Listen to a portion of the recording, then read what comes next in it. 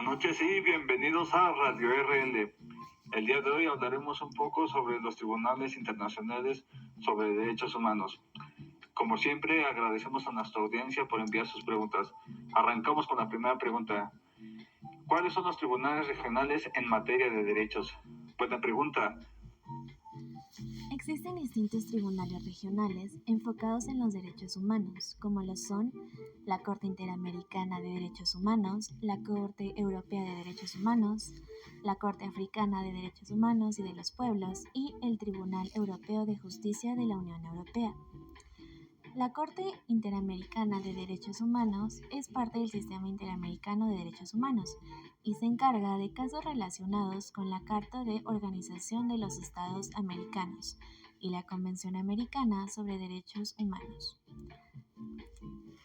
Esta Corte tiene jurisdicción sobre países miembros de la OEA.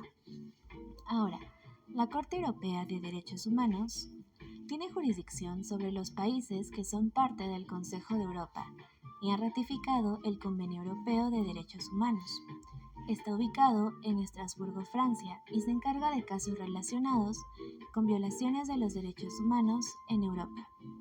También, la Corte Africana de Derechos Humanos y de los Pueblos se ocupa de casos relacionados con la Carta Africana de Derechos Humanos y de los Pueblos. Tiene jurisdicción sobre los Estados miembros de la Unión Africana.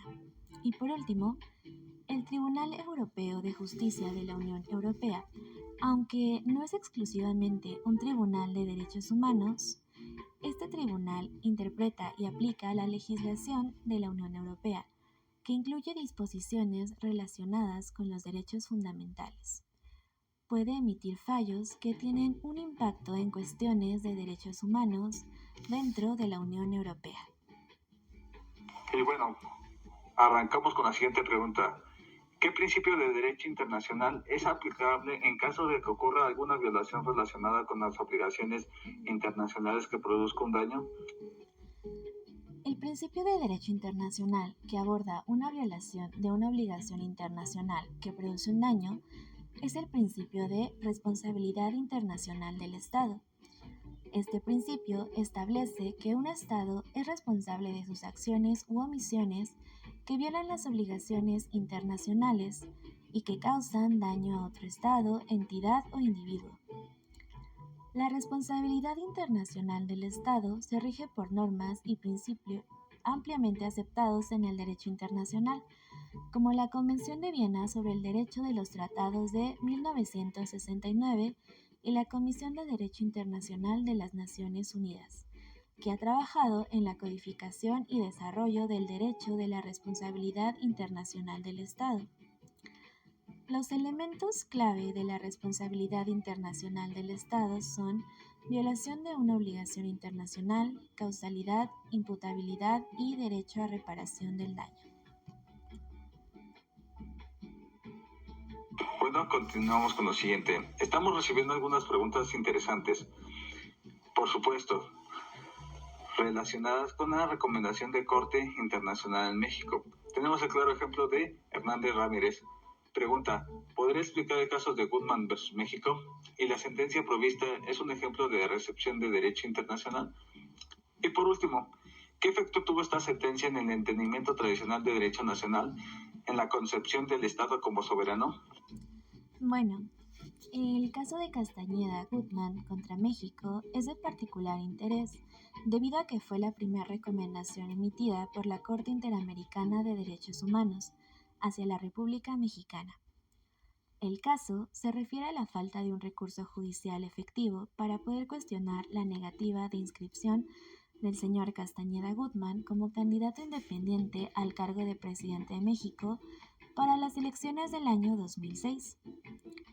La sentencia del caso Castañeda-Gutmann contra los Estados Unidos mexicanos es un ejemplo de la obligación de un Estado de adecuar su derecho interno a sus compromisos internacionales, pero no necesariamente se trata de un ejemplo de recepción del derecho internacional. La recepción del derecho internacional se refiere al proceso mediante el cual las normas del derecho internacional se incorporan al derecho interno de un Estado, de modo que estas normas sean aplicables en el ámbito nacional sin necesidad de legislación adicional.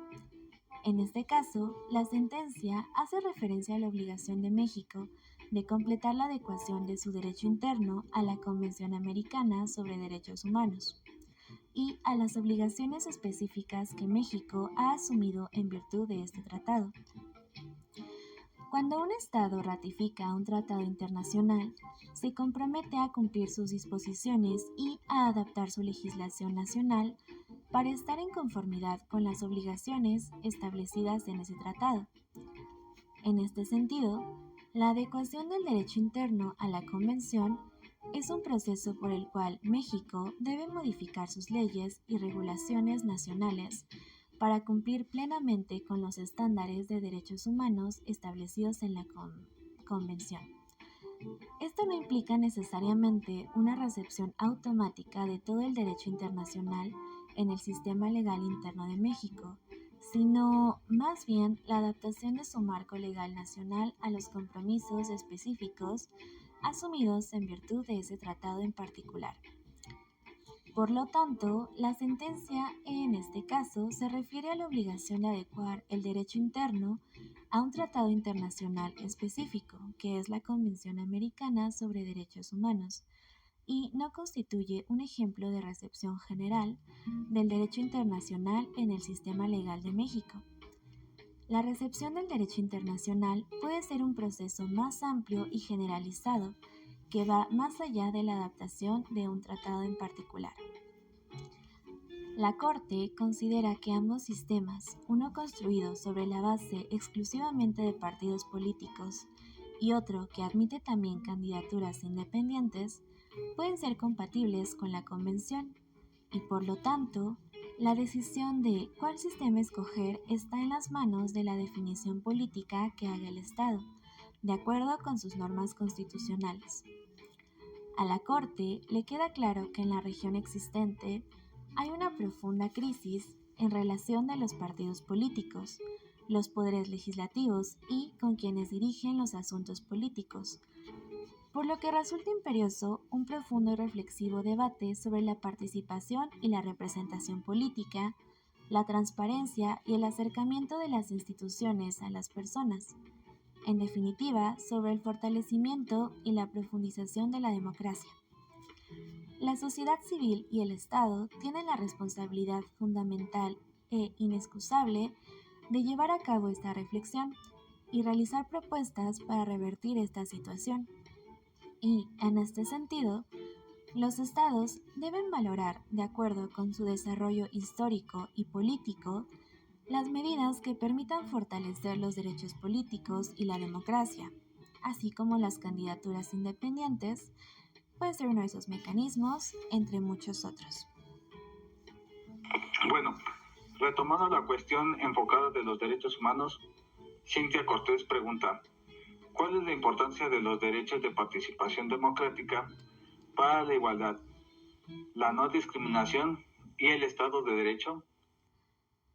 Bueno, los derechos de participación democrática son esenciales para garantizar que las sociedades sean más igualitarias, no discriminatorias y estén fundamentadas en el Estado de Derecho. Al permitir que las personas participen activamente en la toma de decisiones y en la vida política, se fortalece la democracia y se fomenta un entorno en el que los derechos fundamentales de todos los individuos son respetados y protegidos. Excelente respuesta. Saudio 54 pregunta, ¿por qué la facultad de los estados o de regular o restringir no es discrecional? La facultad de los estados de regular o restringir los derechos no es discrecional porque está sujeta a ciertas limitaciones y principios establecidos en el derecho internacional de los derechos humanos. Estas limitaciones existen para proteger y preservar los derechos fundamentales de las personas y garantizar que los estados no abusen de su autoridad en detrimento de los derechos humanos. La regulación y restricción de los derechos no son discrecionales porque deben realizarse dentro de los límites establecidos por el derecho internacional. Los estados tienen la responsabilidad de equilibrar sus intereses legítimos con la protección de los derechos fundamentales de las personas, y las restricciones deben ser necesarias, proporcionales y estar sujetas a revisión y supervisión. La discrecionalidad absoluta sería incompatible con los principios fundamentales de los derechos humanos. Escribiel Ramírez pregunta, ¿qué es la recepción automática y qué es la recepción específica? Vaya, buena pregunta. La recepción automática implica que las normas del derecho internacional se consideran automáticamente parte del derecho interno de un Estado, sin legislación adicional, mientras que la recepción específica implica que se requiere una acción legislativa deliberada para incorporar las normas del derecho internacional en el derecho interno. La forma en la que se implementan las normas del derecho internacional en un país depende de su sistema legal y de su proceso legislativo. Melanie G. pregunta, ¿por qué la Convención Americana constituye un derecho interno para los estados parte? La Convención Americana constituye derecho interno para los estados parte, debido a su ratificación voluntaria, al principio de pacta sunt servanda, y a la obligación de adecuar su legislación interna para cumplir con las obligaciones establecidas en la Convención. Esto es fundamental para garantizar la protección de los derechos humanos en el ámbito nacional y para permitir que los individuos recurran a los tribunales nacionales en caso de violaciones de sus derechos de acuerdo a esa convención. Nos está acabando el tiempo y todavía tenemos espacio para una última pregunta antes de irnos. Uriel 32 pregunta, ¿podría explicar la perspectiva formal y parte de los tratados internacionales incorporados al sistema jurídico mexicano, su relación jerárquica con la Constitución y el control del poder? Claro. En México, la perspectiva formal considera que los tratados internacionales son leyes ordinarias subordinadas a la Constitución, mientras que la perspectiva material otorga un estatus especial a los tratados de derechos humanos, que prevalecen sobre la Constitución en caso de conflicto. Esta dualidad refleja la jerarquía legal y el control del poder en el sistema jurídico mexicano en relación con los tratados internacionales. Más que decir, eso ha sido todo por el día de hoy. Agradecemos su preferencia y nos estamos escuchando en la próxima. Muchas gracias a todos.